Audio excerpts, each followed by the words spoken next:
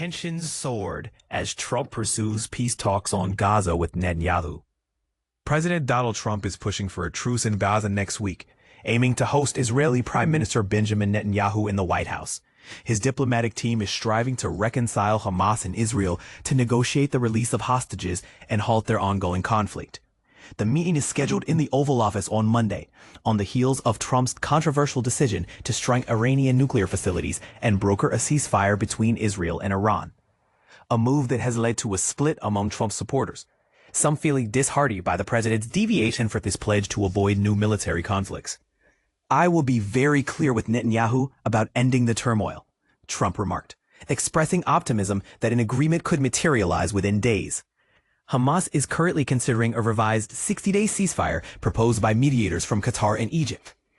These mediators are working diligently to bridge differences and lay the groundwork for substantial negotiations, said Hamas in a statement.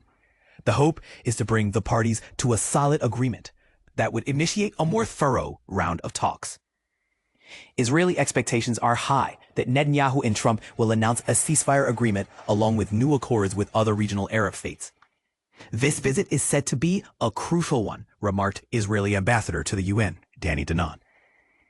In theory, Netanyahu has the potential to finalize a peace deal despite opposition from the far-right factions within his cabinet. His popularity saw an uptick following the joint U.S.-Israel strikes on Iran, which surveys show was supported by 82% of Jewish Israelis. Israeli officials emphasize that the proposed ceasefire allows for the option to continue hostilities if necessary.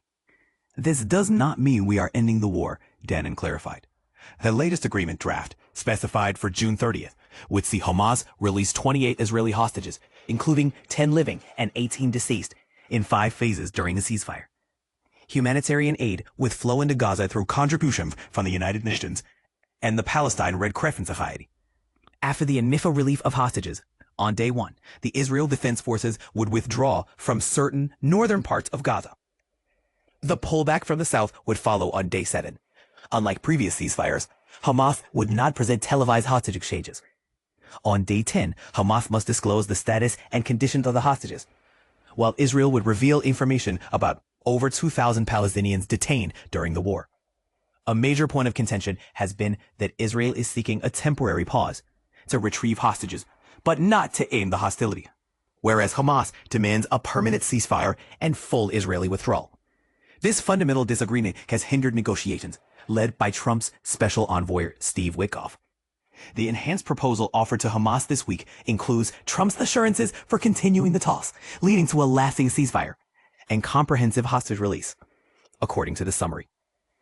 Retired Egyptian diplomat Hesham Youssef suggested that Hamas might feel compelled to accept the U.S. proposal, as the Arab world lacks the strength to back them for a better deal, and the situation has become intolerable for the people. An Arab diplomat involved in the discussions highlighted that Hamas might resist agreeing to a pact that might lead to further Israeli actions. Netanyahu has consistently refused an agreement that involves both pulling out Israeli troops and releasing a significant number of hostages, mainly due to pressure from his far-right partners, who have threatened to leave the coalition if Gaza's full occupation is compromised. Israel's military officials stress that the IDF achieved its primary goal of diminishing Hamas's threat and are now ready to present political leaders with practical options moving forward, highlighting that Hamas's capabilities have weakened as a result of the conflict with Iran. Israel aims to tie the ceasefire into a wider regional agreement that could reshape its security dynamics. Politically, Netanyahu will not find a better chance than this after the success with Iran, which will inevitably diminish, pointed out retired IDF Major General Israel Viv.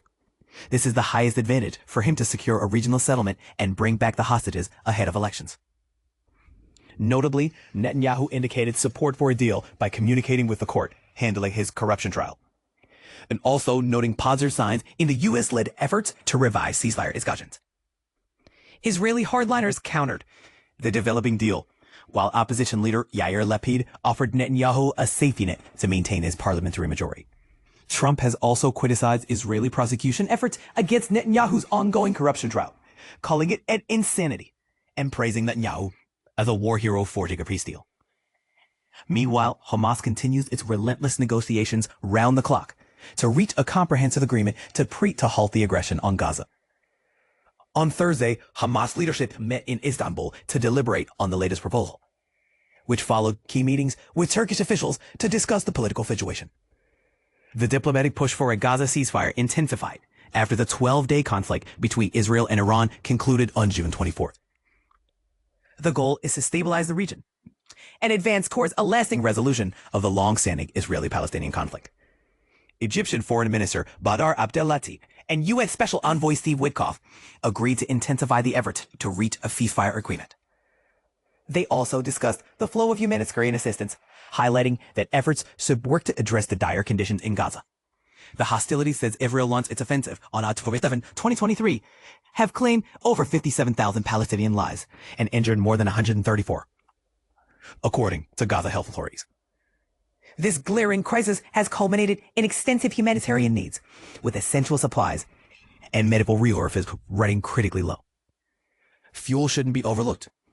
It's crucial for humanitarian aid, emphasized Jan England of the Norwegian Refugee Council. The denial of fuel could collapse the system, with disastrous consequences for civilians. This report, drawing from various regional contributors, continues to illuminate the ongoing complexity of this geopolitical struggle. What are your thoughts on the peace initiative being pursued? Do you believe these efforts can lead to sustainable peace? Or are we just witnessing temporary resolutions? Share your thoughts in the comments.